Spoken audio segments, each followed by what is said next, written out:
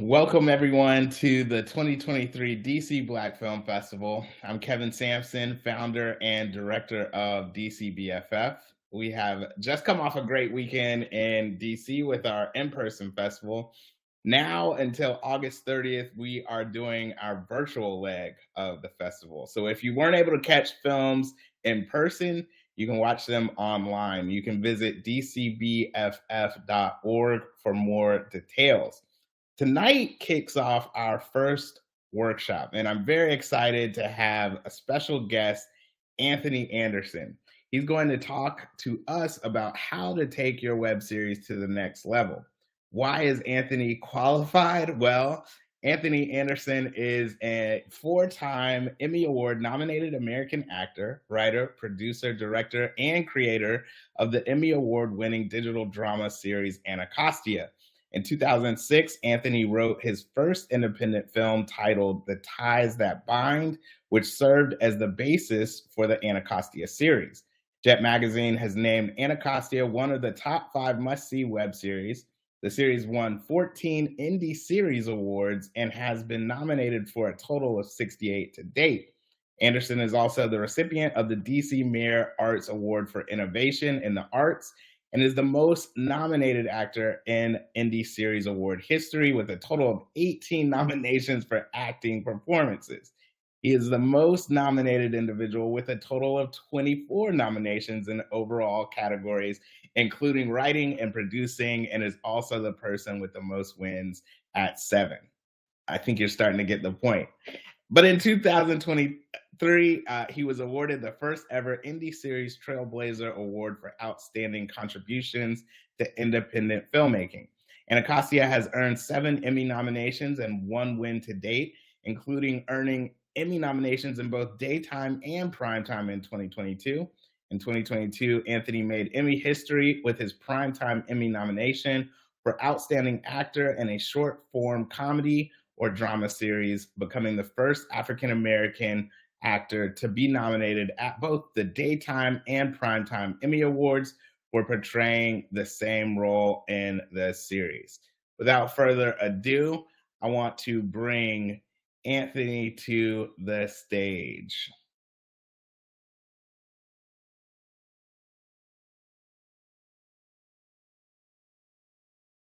One second, get this unmuted. All right, are you there, Anthony? Can you hear? I'm here. Here we go, Anthony. A little technical glitch, but we're there. Thank you so much for joining us for this conversation. Definitely always a pleasure to talk with you. Thank you for having me. It's a pleasure to be here, and thank you for that wonderful introduction. Hey, man, you know what the crazy thing is? And before I get into the first question, how do you feel when you actually hear your bio read? You know what I mean? Like sometimes I feel like we don't take the time to appreciate what we've done. How do you feel when you hear your bio read? It's a combination of gratitude, appreciation, and tiredness. Tiredness because a lot of work, like people hear those things, but they really don't understand the work that has gone into all of that over the course of all of these years. So when I hear it, I'm taken back to the start of everything when I was discouraged by people who told me that the show would never make it out of DC, that people outside of DC would never watch it. And so to be at this point and have that bio now, it just goes to show that you have to bet on yourself. You can't listen to the naysayers. You have to bet on yourself no matter what. And you have to remain faithful, and you have to surround yourself with like-minded people that are going to encourage you instead of discourage you. Awesome. All right. So first question I like to start out with is, when did you first fall in love with storytelling? I first fell in love with storytelling. I'm not going to lie, and I mentioned this in my speech at the Indie Series Awards this year. I was at home sick. Um, I forgot how old I was, but my mom stayed home with me, and I was on the couch, and she was watching General Hospital. And the storyline was a character named Diana Taylor had been shot by another character named Heather Weber, who was dressed in a nurse's outfit. And she came there to confront her because she was going to expose her about something. And she shot her in the kitchen and wrote Anne in blood to frame somebody else. And I just remember thinking as a kid, what am I watching? What is my mother watching? And she was just sitting there smoking a cigarette, just like, oh, that bitch crazy. And I remember the next day feeling better, but I pretended to be sick so I could see what happened next. And that was my introduction to storytelling, um and it started out as General Hospital, and through that found the other shows, All My Children, One Life to Live, and then from that it went into the nighttime shows with the Dallas and Knots Landing, Falcon Crest, all of those type of things, and I fell in love with that genre, and that's what started it really. Man, wow, that's awesome. You know, one of the things that I love about that question, just in general, is it always starts like with family, right? And Mhm. the that tie that you have with your mother. For the audience that is joining us, there's definitely an audience that's joining us. There is a poll. I see that some of you all are already answering that poll. The poll question is: do you have a current web series in production, or are you thinking about creating one? Go ahead and let us know in that poll. And then that way we can definitely have a good grasp on who Anthony is gearing some of these answers to. So, all right, Anthony. So you're this young kid. You're watching this story. Let's zoom into the future. Tell us about the genesis of the ties that bind, and how did you decide to turn that into a series? Well, that started because I wanted to be a dancer, right? So I wanted to be a hip hop dancer, and um, I got my opportunity to be in. I got chosen to be part of a DMX music video. It was, What? yes, it was called "Get It on the Floor." They shot it here in Washington D.C. Club 1223 down there off of what's that? The Connecticut Avenue. And I was dancing in the video, and so many people was there. Swiss Beats was there. Jade, was it? I forgot the other guys. Swiss Beats, but like it was a bunch of people there, and I had on the wrong shoes. I had on dress shoes, and was dancing on the table. Fell off the table, hit my knee on the edge of the table, still, and it swelled up like a grapefruit, really, really fast, and um it is, and then they propped me up on the table. So if you watch that video, I think at the minute 20-second mark, you see me there as my walk on roll with a little drink in my hand, like, hey, I'm in pain. And from there, I needed to go have surgery and on the knee, and it put me down for like a couple of weeks. And so my agent told me, hey, we need to find something else for you to do. So um, next thing you know, they geared me towards acting. And I went on so many auditions over and over and over and over and over again. And I was like, I don't like this not being hired. I really don't like this. So I'm gonna write my own script. I write my own script. And I wrote my own script. It turned out to be The Ties That Bind. And it did well at a lot of film festivals, especially in Atlanta and New York. And then I was working on my second project, and my friend Cynthia James, I was telling her about the movie idea. And at that time, I think it was Isaac from the Love Boat, Ted Lange, had a web series. And I was watching that. I was like, this is real interesting. And then I was thinking, well, do I want to go through the rigmarole of doing another movie, or do I want to break it up? So instead of doing the movie, I took those characters and put it into a series form, and was riding the Green Line train one day, and was trying to think of a name for what the show would be. and the operator came over the loudspeaker and said, "Next stop, Anacostia." And I was like, "There it is, Anacostia. I'm from Anacostia, so call it Anacostia." And that's how it started. Wow. So, for those that don't know, or those that might be joining and don't know about the series, if you could, in your own in your own words, what is the series about, and how long has it been running? Well, we're currently in season 6, 60 episodes. So it's been running since 2009. So that's 14 years now. And basically, the show is it's a dramatic series which focuses upon the lives of the residents of a neighborhood um, in Anacostia, DC, a fiction, not a real neighborhood, and it focuses on 4 of the main characters, which was Sean, Mia, Selena, and Nicole, and their relationships, and also the supporting cast of characters that are dealing with love, relationships, drama, of course, and diabolicalness out of the Anacostia area. And what I wanted to do was, being from Anacostia, what I wanted to do, instead of doing a show where I focus on the negative aspects of Anacostia itself, what I wanted to do was take those negative aspects and put them in people.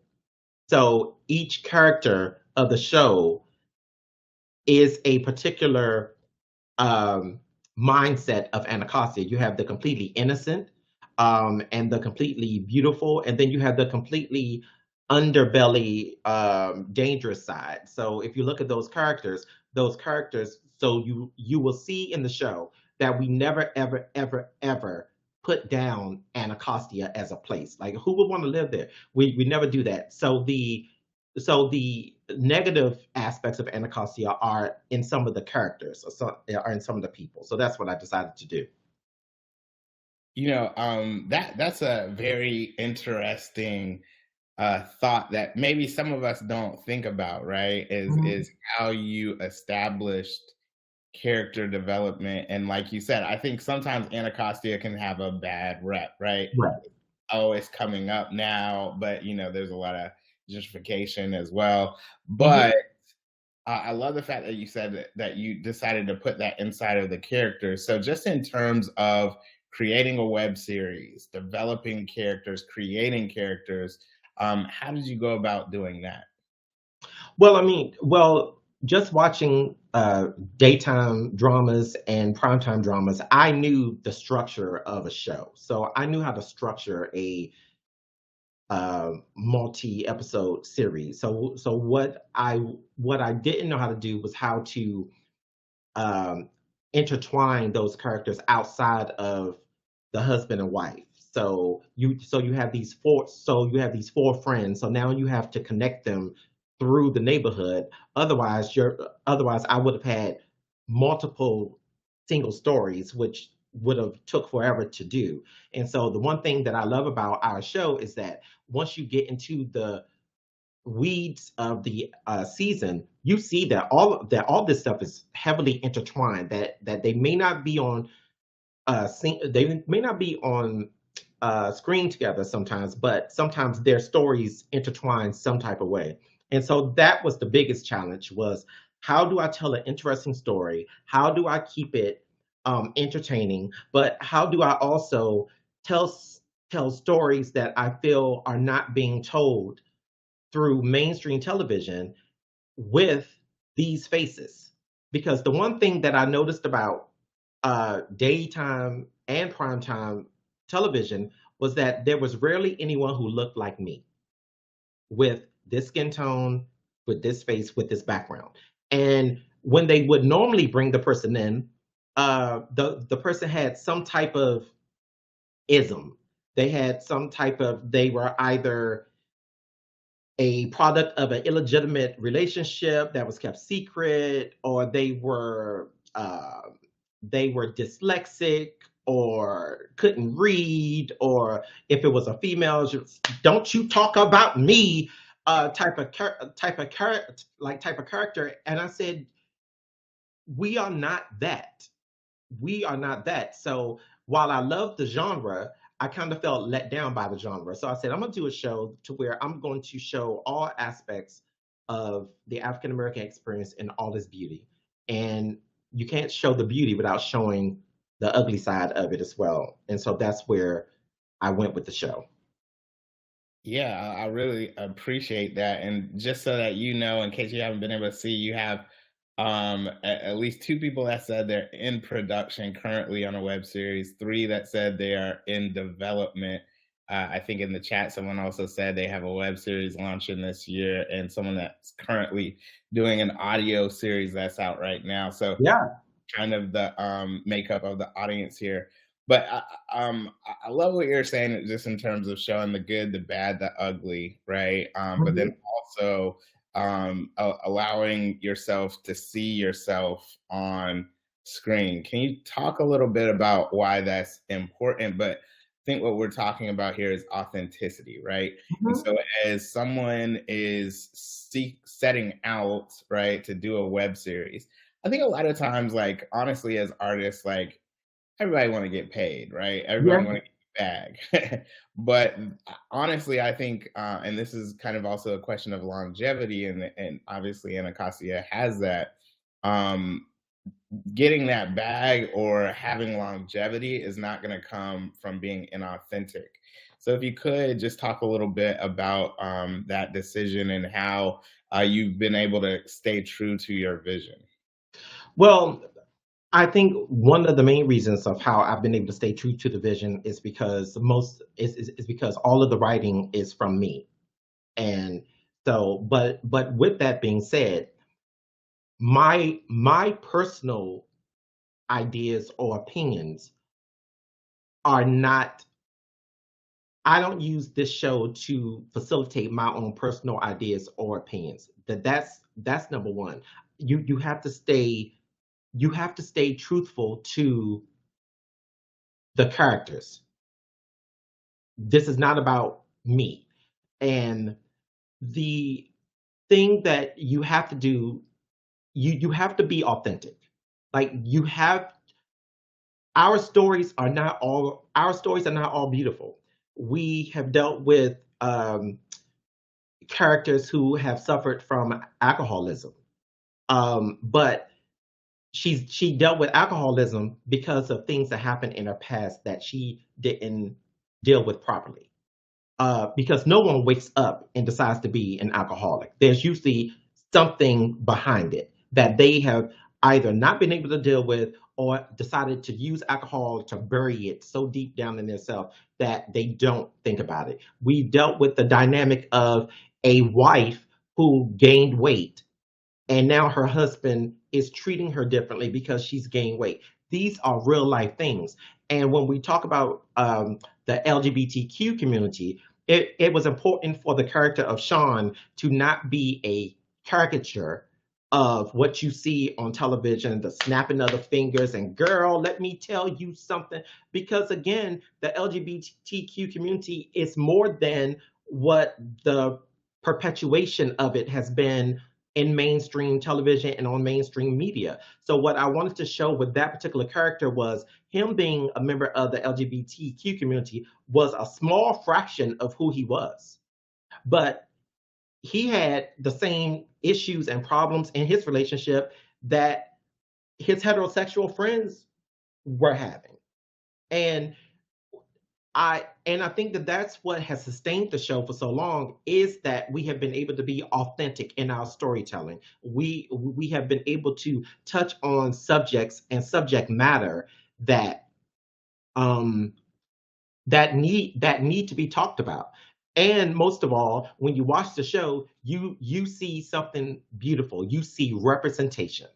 And as much as Hollywood talks about diversity, representation, it's 2023. Why do we now in 2023 still need to be talking about diversity and inclusion? That that should be a given. That should be a given because the world is diverse. And so I wanted to create a world to where you have a predominantly African American cast, but then we also integrate people outside of the race to come and tell the story, because that's just life.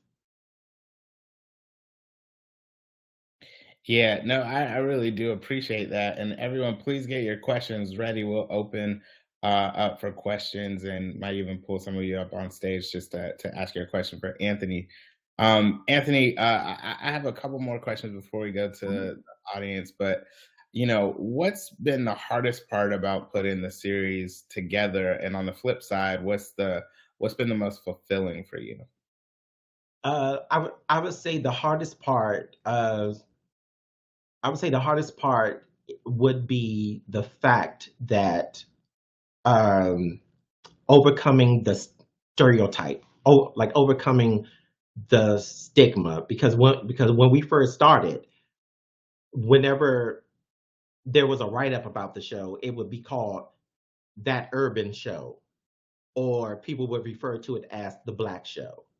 Um, as opposed to our Caucasian counterparts, they would be labeled as online drama series, or a counterpart to this or a counterpart to that, and where their race was not a part of it.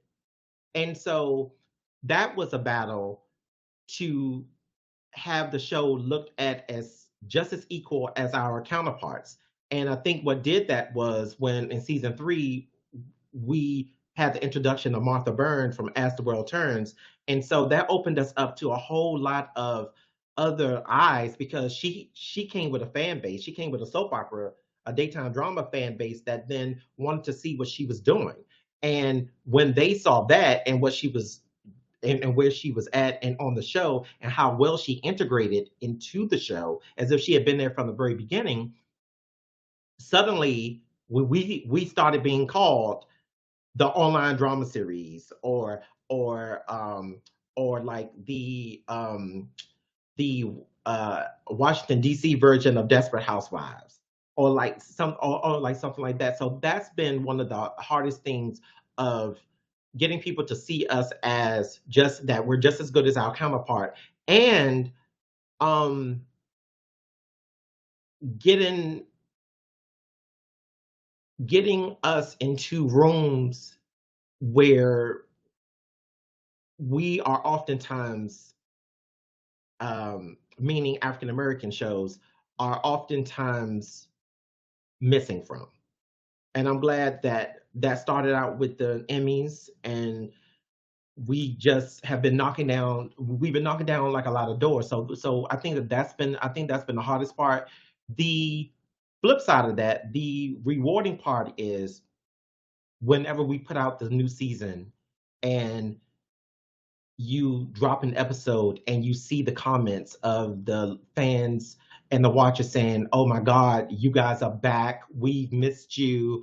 And then they get into the show and they get into these characters, they get into these stories, and they're so invested. And when you run into them in public, they want to tell you that they love the show and that they told other people to watch the show, and that they're at work and their coworkers are watching it during work hours and stuff like that. And that to me is a great thing as a creator, that someone who doesn't have to give you that 15, 20, 25 minutes of their day gives you that, and it's also enjoying it, and then telling other people that they should watch it and enjoy it. So that's been the great part.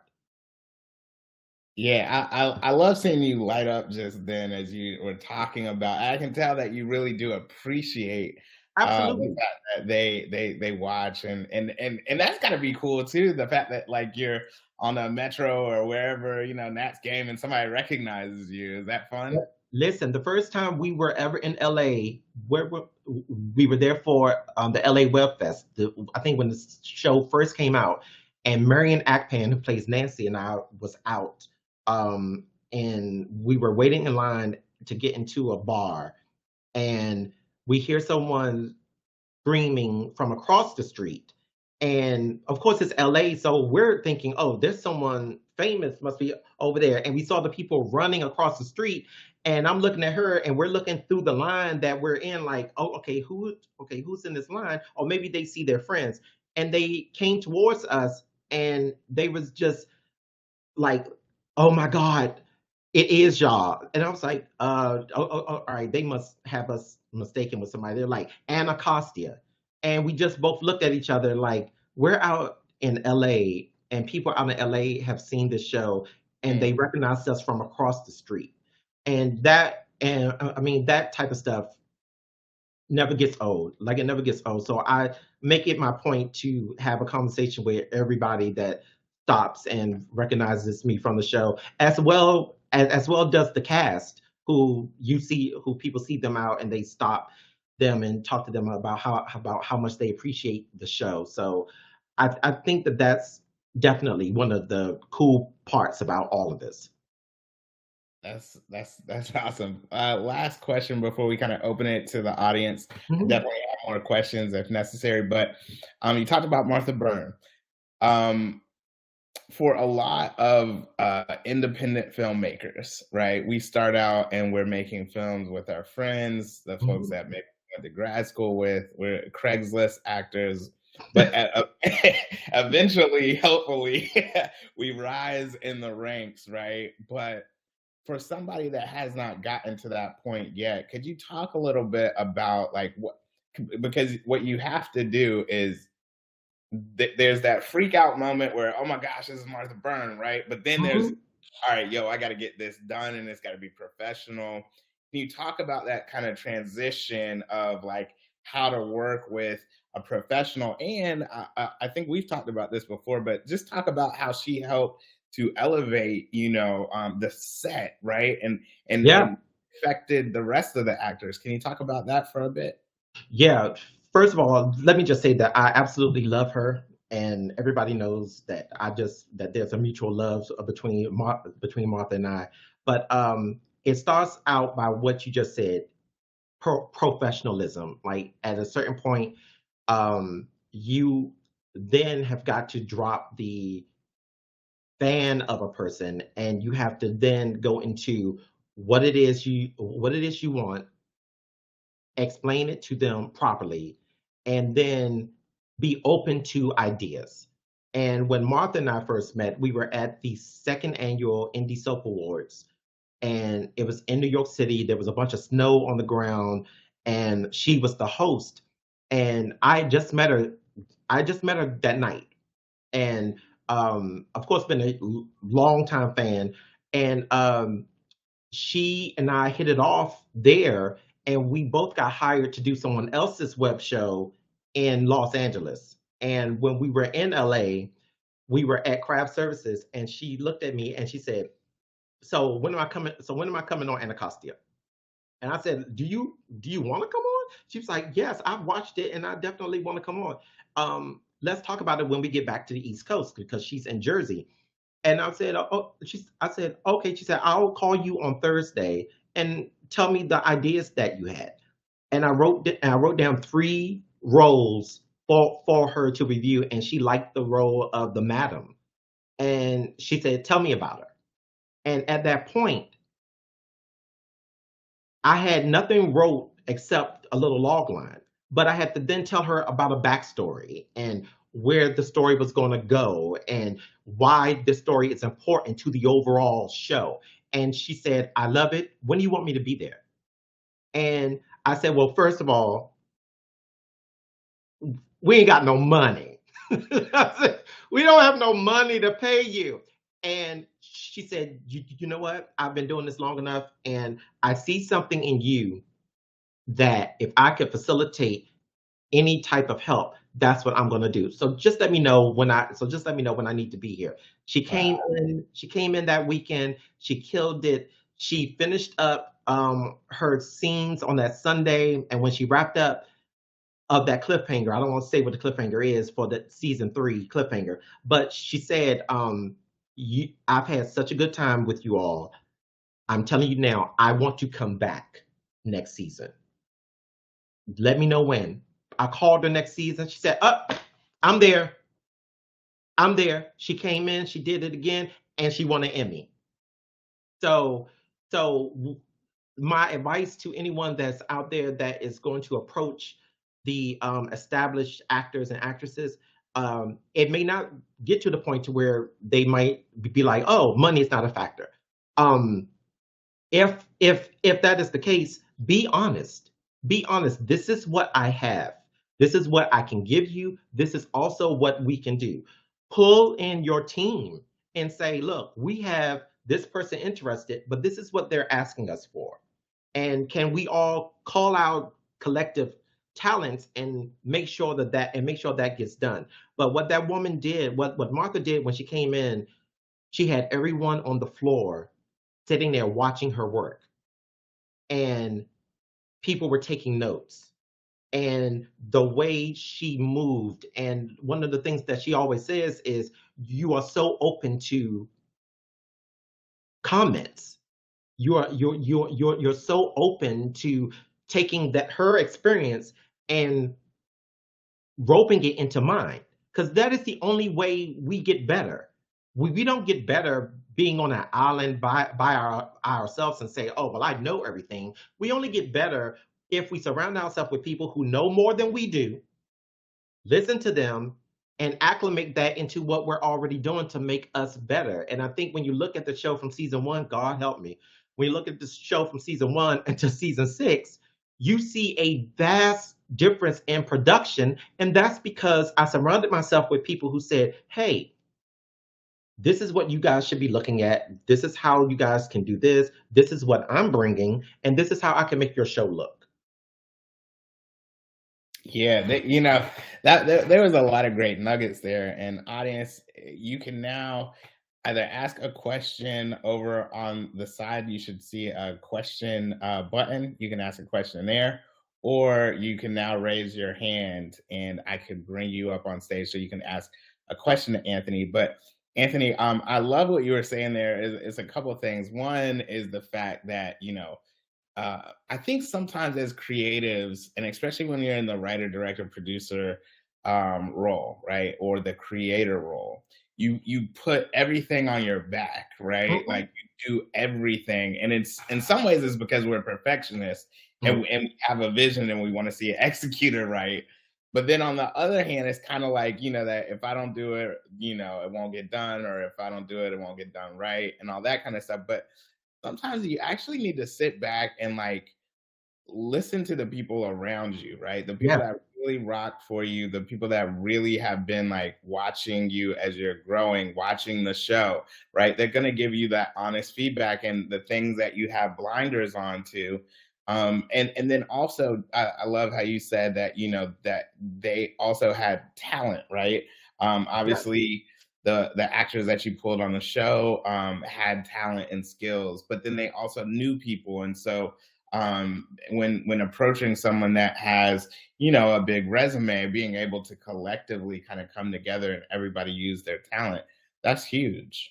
absolutely. And you can't be selfish. Like you can't be selfish. I think a lot of people would not have been surprised if we had brought Martha Byrne on and my character interacted with her character somehow because of the friendships that we had.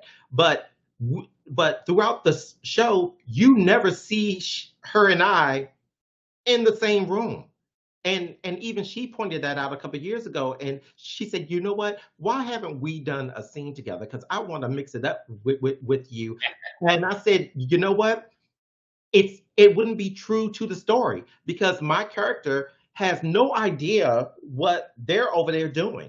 So it wouldn't be a real thing for me to have, like, it would be selfish of me to write us having scenes together. So what I did was I put her in a situation to where I knew that she would bring out the best in people that were already good.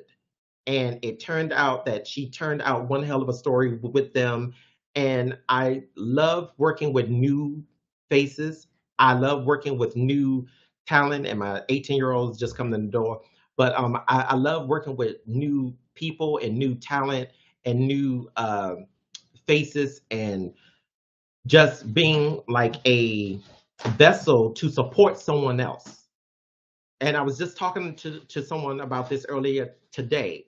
If you are in a position like I'm in a position, and you are not reaching into the community and bringing other people along and cultivating their talent, you're doing yourself a disservice and you shouldn't even be doing this business. Mm. Because my whole thing is I want to be a facilitator for someone else's dreams because someone facilitated mine.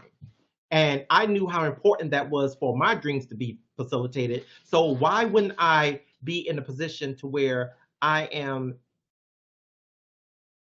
possibly able to facilitate someone's dream and don't?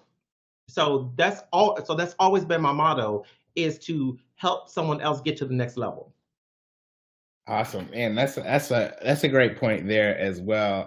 Making sure, and I think this is really important. Is making sure that you give back, but then also like being the person that you wish you had along the way. Right. Absolutely. So it looks like you have a question from Sarah or Sorrow. I apologize. Hope I said that correctly. They asked, "How do you choose your crew? What do you look for when choosing a DP and your crew?"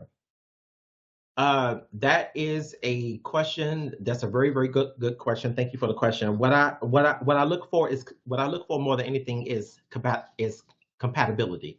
We have to be compatible, and when I say compatible, we have got to be in an area to where once we start having conversations on the phone, that person can sort of see my vision and start finishing my sentences. Uh, my current director of photography, his name is Spencer Brudick. Um, when I first started talking to him, he it was like we knew each other, and he sort of knew the vision. He knew what I wanted. He knew how to get it there. He came with a wealth of experience, and he was also somebody that bought his experience and broadened my horizon because I'm not a cinematographer, I'm not an editor. So when someone who has that experience comes on and type of you have that type of camaraderie with them, that's a great thing. But also when you know, look, I'm honest, right? Um, when you are working with someone and they are looking at their clock, they're looking at their watch and they are like, well, I'm ready to go. And you haven't finished everything. And some of the cast members, if they're in here, they know what I'm talking about. And you're in the middle of a scene and they're looking at their clock and they're like, well, I need to go home because so and so and so and so. No, you don't want that. You don't want that person. You want the person who understands that we are in this until the day is wrapped, who is not going to complain and add a bunch of stress to your life, who's not going to do any of those things. You want the person that's going to be there with you from beginning to end, and that is going to come back the next day fully refreshed, and that's going to be there pushing you to go forward. And that's who I have now with Spencer. Awesome. Appreciate you answering that question. You got another question. This one is from Candace Mack. She says, Mhm. "First, I just wanted to say how much I love and respect you. And my question is for those who are thinking about doing a digital series, what advice would you give them?" Thank you, Candace. I love you back. The advice that I would give them is the advice that I give to myself every year. Do it. Do it. Don't let anything stop you. Um, Depending on your level of expertise, it may not look or come out the way you visualized it because of the limitations that you may have with budget or crew or equipment or anything else. But the bottom line is you did it. You did it. So you had an idea, you brought it to fruition, and now someone's watching it. And it doesn't matter if it's like 20 people, 30 people, 3,000 people. It doesn't matter because the goal is to finish it. The goal is to think it, create it, film it, put it out there. And my advice to anyone that's looking to do this is ask yourself why you're not. And if your answer to why you're not doing it is, well, people told me that I couldn't do it, or because I don't think that it's people are going to watch it, then you've already defeated yourself. the answer to why I haven't done it is I don't have a reason to why I haven't done it. So go out and do it. All right, so we still have time with Anthony right now. So again, if you have any more questions, just go ahead and you can raise your hand to come up on stage and ask him a question, or you could put it as you have been doing in the question box over there.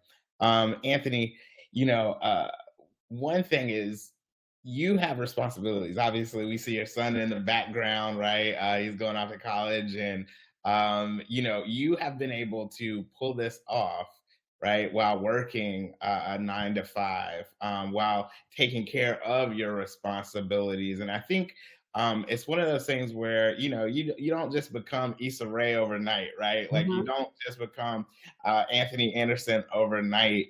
But there is a grind, because you talk about the discipline it takes to execute, to actually, create the product, mhm. but then to not give up when things just don't maybe don't pop off overnight as many people may want it to.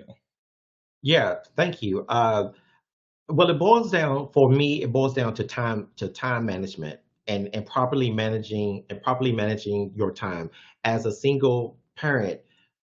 That's my number one job. It's like I have got to be present. I've got to be present in his life because I don't want to be like that mommy dearest and I don't want him to write a book in like 25 years like he was only cared about Anacostia.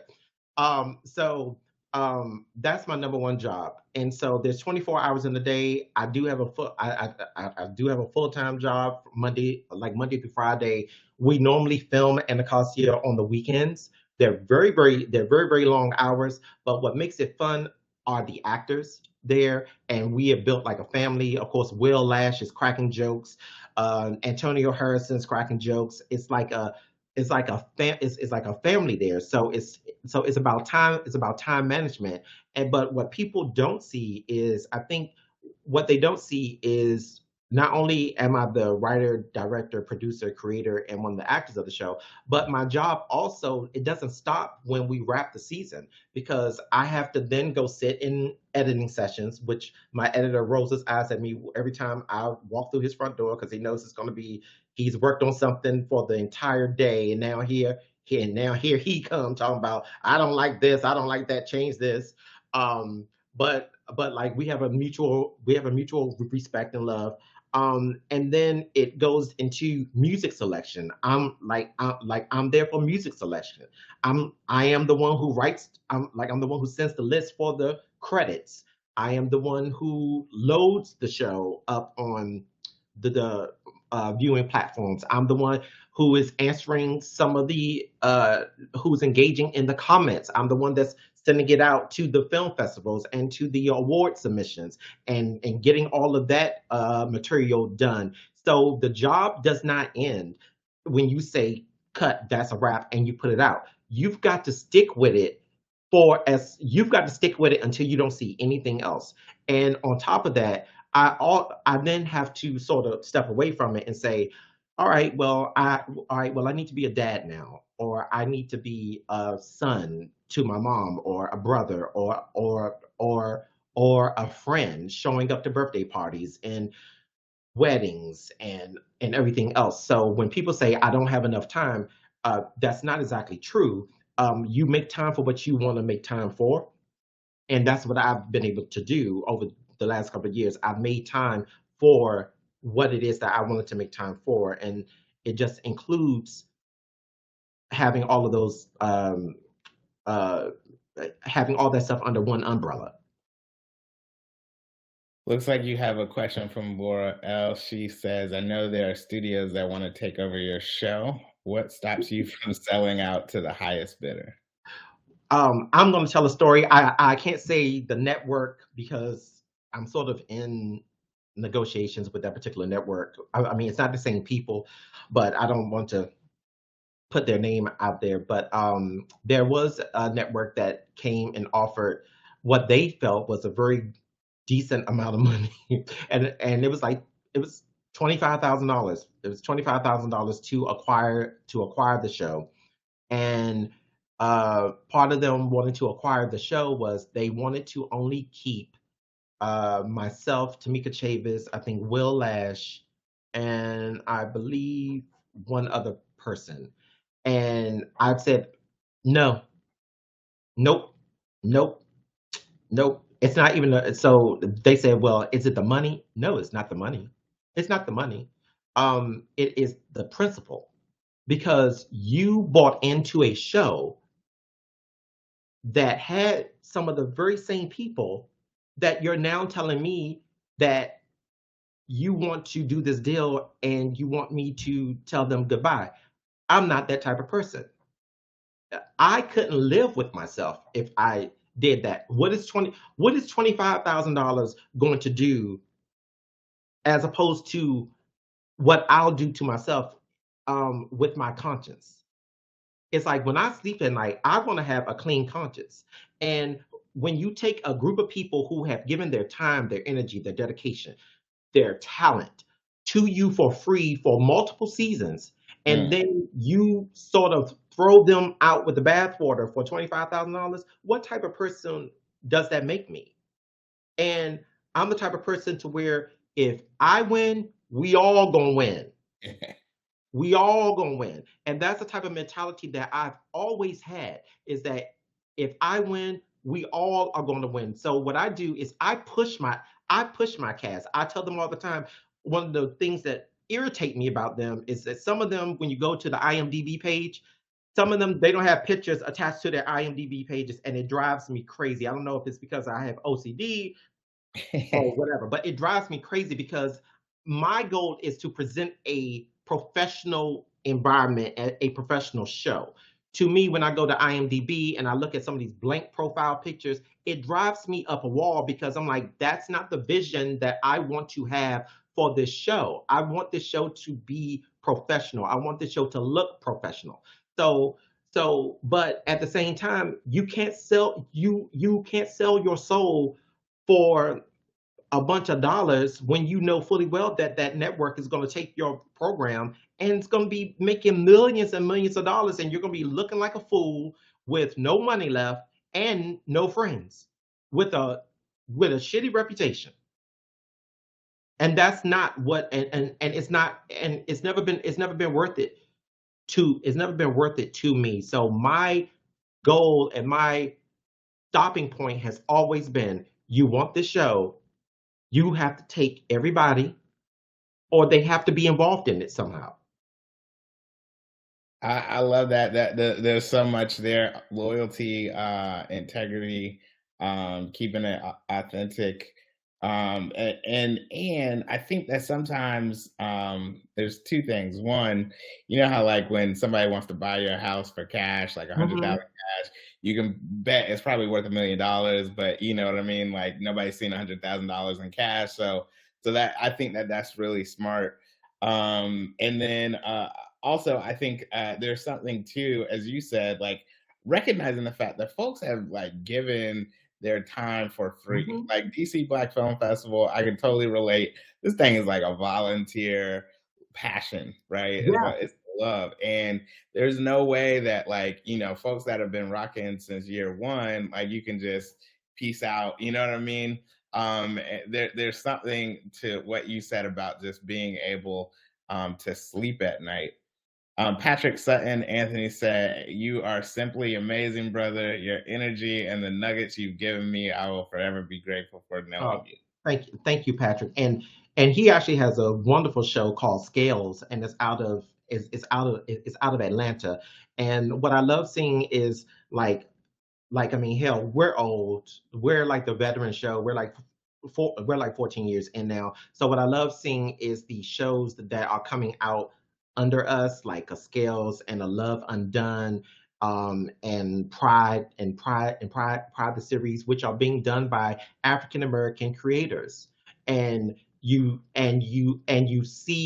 watch their shows and you see the love and you see the passion and you see that they are probably being cussed out by their cast because you can't get that level of excellence without sort of like putting down without kind of putting down the rules to people. And as much as we joke over here, there are times there are times where Anthony is not so nice on set, and it is because I'm trying to raise us to a level that is so good that we have to be taken seriously.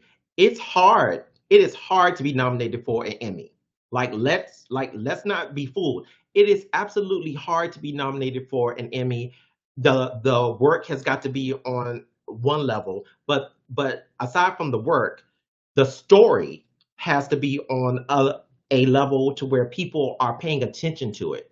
And um, so that boils down to you have got to be professional on set. You got to try to pull out the best talent that your talent has. And then after that, you just put it out there to the people and hope that they enjoy it. Yeah, I love that. I had heart to heart with my staff as well, just in terms of like, look, and let's be real, like DC Black Film Festival, it's not like, let's just say, Martha's Vineyard African American or ABFF, Mhm, right? That's I'm actually I want to be in my own lane, but that's that standard. And I think my mom, she's a teacher. She said, look, the level that you have set your expectations for the students in the class, they're going to mhm, rise to that. So I think that's one thing that doesn't get talked about enough in terms of as a leader. Like you have to set that expectation and expect other people to rise to it. Sometimes it's seeing in people what they might not see in themselves. That's very mhm. important. You got another question here from Candace Mack. She says, you have created such a legacy for your son from Anacostia to City Boys DC, but you also created an award, Capital City Web Awards. Can you tell us about how you came up with that? And will there be an award show in 2024? All right. So yes, there I'm not even supposed to be talking about this right now, but yes, there will be a Capital City Web Awards for 2024. It's been very, very quiet. It's been very, very quiet. So we had to revamp some things. But it will be a one in 2024. It's going to be real, real cute. So before the end of this year, there's going to be a video announcement. Video announcement is going to be really cute. But I created the Capital City Web Awards to um, sort of to give attention and to give accolades to content creators of color who I know for a fact can sometimes be overlooked or underappreciated in mainstream awards. Um, and so I wanted to create something to where I wanted to give them a opportunity to sort of experience what we at Anacostia have had the luxury to be able to experience. And the sad thing is, not everybody is going to be nominated for an Emmy or anything else like that. And look, and that's fine because we worked on this show for years before that was even a thing. So let's just say number one, that is not the goal to win awards and everything else. The goal is to do great work and to build a legacy of work that people are going to enjoy for like years to come.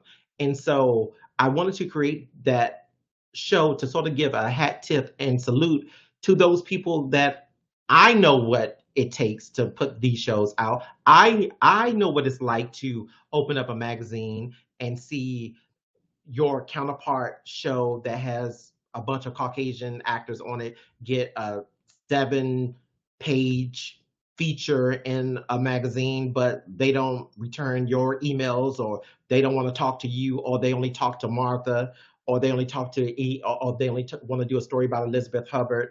I know what that's like, but I don't let that discourage me either. So what I wanted to do was create an award show to let people know, hey, your work is being honored, is being looked at, is being judged by your peers, which are people who do what you do and who understand what it takes. And so that's what I sort of wanted to do with the Capital City Web Awards. And as for the legacy for my son, I just his major in college is biology, but he does have a he loves filming stuff. He loves edit. He loves editing stuff. That's above me because I don't edit. But so I just want him to, more than anything, I just want him to be proud of the work that I've done, and I want him to be proud of if someone puts the one and one together and like, oh, that's your dad. I want him to have a sense of pride that yeah, and yeah, Anthony Anderson is my dad. Yeah, that spoken like a true father. I think that is 100% what any father would want. And folks, we're kind of wrapping down this hour here. So if you do have a last minute question, I mean, this is a time to talk to Emmy Award winning and Emmy nominated actor, producer, director, creator. Have some questions, people. That's what I said. You better get it in while you can get it in. All right. Now, I do have a question. As you said, you know, and again, we have to salute you. We got to give you your flowers, like to be Emmy nominated, to have a win. You know, that's huge, right? And so, as you were saying, what do you think you did that would allow your production value, the quality of the series to be Emmy nominee worthy? Easy. I listened. I listened. I listened. I took advice from, again, people who knew more than me. People who knew more than me, and people who could say, listen, this is great. Think about this. So they didn't tell me what to do. They gave thought. Think about going deeper with this. Think about going deeper with this story. Think about uh, the overall. Think about, put yourself in the audience shoes. What do you want to tell the audience? What is it about this particular story that you want the audience to know? And then as far as a production, I just said to my cinematographer, I want us to tell a story visually and not just point the camera and make the image looks good, but what's in the background? What's in the what's in the foreground? What is the coloring of this scene going? What is the camera? What story is the camera telling? Because when you're telling a story, it's not just what the actor is saying or the emotions that they're bringing on camera. You want to have a sense of you are right there, and that is only accomplished by everyone working together, from direction to actors to the camera work to the editing to the music to everything else. And those things are what have got us, and those things are what has got us noticed. And so that's what I attribute that to, just listening and not thinking, oh well, I know everything and I'm going to do it this way. No, I'm going to listen, I'm going to implement it, and if it works, it works. If it doesn't, okay, we tried it, and we'll just try something else. What one question that this kind of as you were talking, are you did you go to school for film and all that kind of No, stuff? no. That's what I thought, and so, but as you were talking just now, right? Like now the film critic nerd in me can geek out and say you're talking about the mise en scène, everything that's in the frame, right? Yeah. Um, so, you know, for those that don't have the background, for those of us who may, it was just watching it because everybody has watched TV and movies over Mhm. time. So, you know, kind of like you might not know how to put it into words and say, you know, that's an extreme wide shot, a dolly in, blah, blah, Right. blah, blah, blah. But you know inherently like what looks good, what doesn't. What advice do you have for the person that's unschooled, untrained, but just really has this story burning inside that they want to tell? Find you a person who knows more than you. Find you a cinematographer who knows all those things and knows how to accomplish it. Find you a cinematographer that is not just going to show up and get a paycheck. Find you a photographer that's not going to just show up and press record on the camera. find you a photographer that is going to sit there with you and say, you know what do you think about this? And I think if we go from a wide, I think if we do this dialogue with a wide shot, it will convey this. Or if we do this extreme close up here, it'll give a sense of that. Like you have got to speak more. You've got to speak more with more than just what's on camera. What's in the background has also got to speak. And sometimes you have to foreshadow certain things. So if you go back and look at certain episodes of Anacostia, there are certain things that we put little Easter eggs in the background, or we sort of harken back to past things of Anacostia. We sort of put certain colors in the background to sort of um, signal that something is looming or something is approaching. Or and so that's what you have to do. It's a collaboration on set, and you've got to find the people. If you don't know it, or if you're not highly educated in it, find you and hire you people who are and are willing to do that work with you. Wow, that's some great advice, and I really Yeah. do appreciate that because I think it actually being self-aware and understanding what you do not know, right? That you can go and you can find someone who does know the answer, right? And but not only that, not just finding someone who knows the answer, because somebody might know the answer, they might be amazing, but they are difficult to work with, or they're only there for the check. They don't really care about the art, the story, and what you are trying to accomplish with your vision. So that's really, really great advice. Anthony, thank you so much for your time tonight. I think that you have given us just a lot of nuggets. Thank You've you. been honest as always. If you could, for those that are watching, like how can people find you online? How can people find Anacostia online? Well, you can find me online on Instagram at ANTNEYA. You can also find the show on YouTube, and it just got through Film Hub. And let me just be honest here, because a lot of people don't tell the truth. We did not get we do not have a deal with Amazon Prime Video.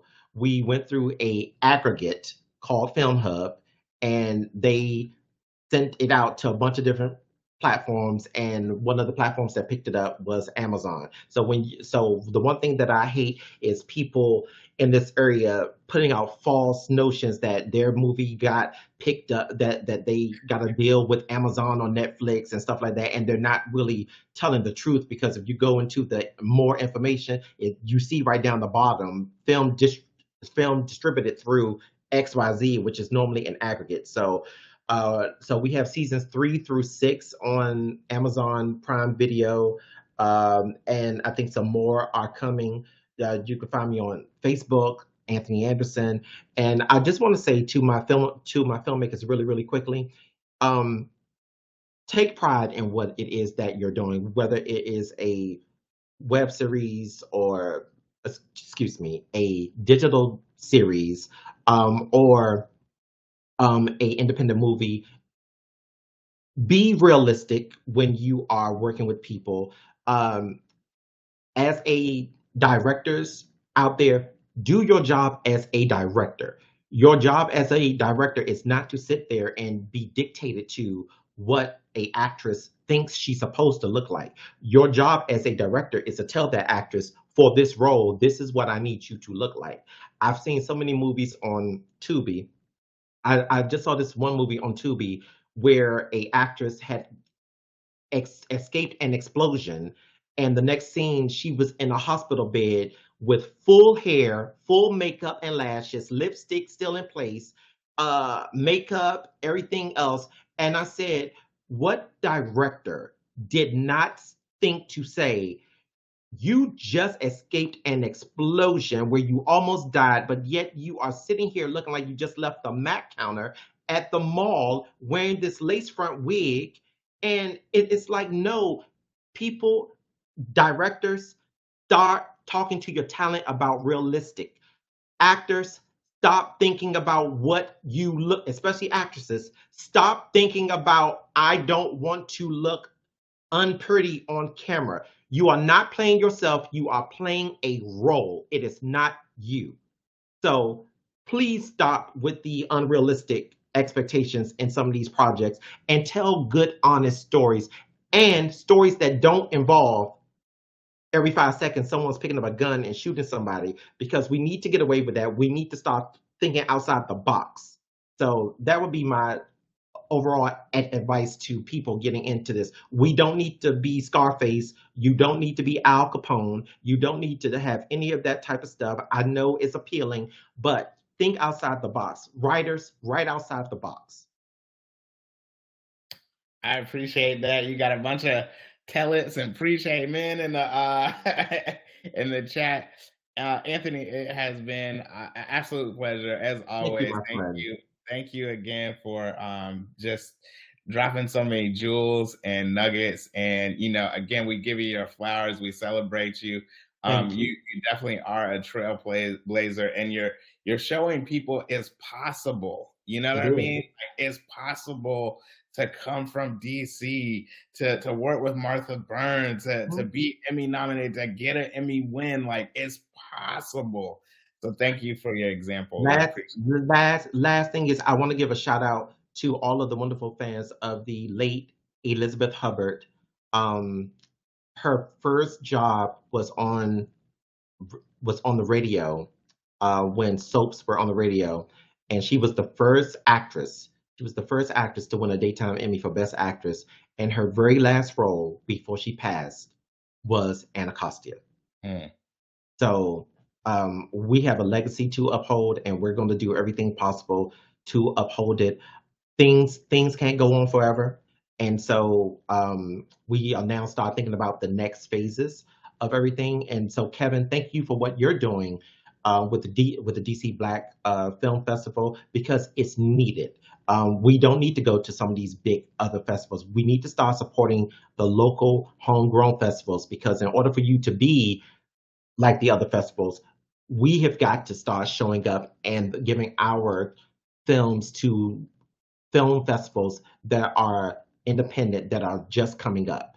So thank you for everything that you do. And thank you for everyone that came in today to spend a little bit of their time with us. I definitely appreciate it. Yes, thank you, brother. I definitely appreciate that. And thank you, everyone, for coming and joining us. I'm just going to wrap out here. Again, this is the 2023 DC Black Film Festival.